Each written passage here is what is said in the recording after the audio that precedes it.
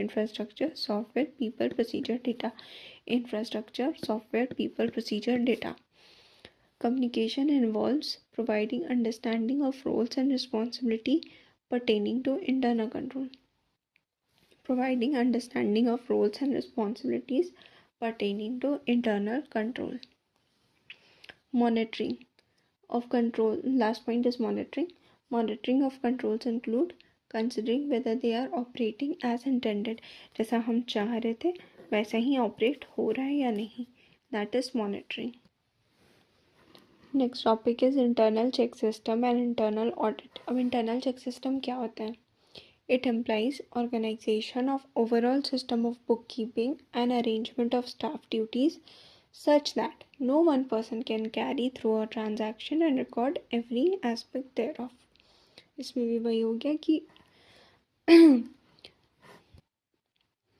इस तरीके से हम लोग को ओवरऑल सिस्टम को ऑर्गेनाइज करके रखना है कि बुक कीपिंग और स्टाफ्स को कोई एक ही पर्सन के ऊपर ये सारा कुछ ना रहे कि वो ट्रांजैक्शन भी कर रहा हो और रिकॉर्ड भी कर रहा हो. ये सबके पास लोगों का चेंज होना चाहिए था कि तुम ये कर रहे हो, तुम वो कर रहे हो, तुम वो कर रहे हो.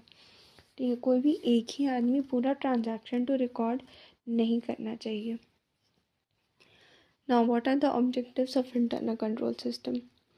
To minimise possibility of commission of errors and fraud by any staff, to detect error and frauds with ease, to increase efficiency of staff, to locate responsibility area where actual fraud and error occurs, to protect integrity of business, to prevent misappropriation of cash and falsification of accounts.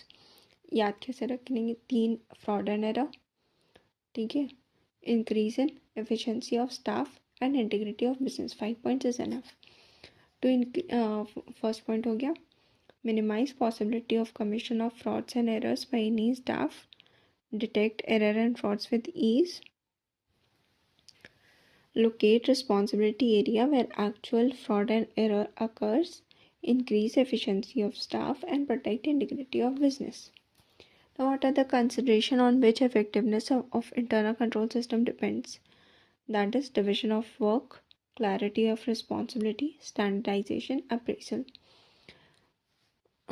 Division of work. अगर segregation of duty रहेगा तो obviously work इसमें interruptions का chances ज़्यादा है, क्योंकि अब एक आदमी करके दे रहा है तब दूसरा आदमी करके देगा, तो एक आदमी पिछले आदमी के ऊपर डिपेंडेंट है अपने वर्क के लिए. तो ऐसा होना चाहिए कि वर्क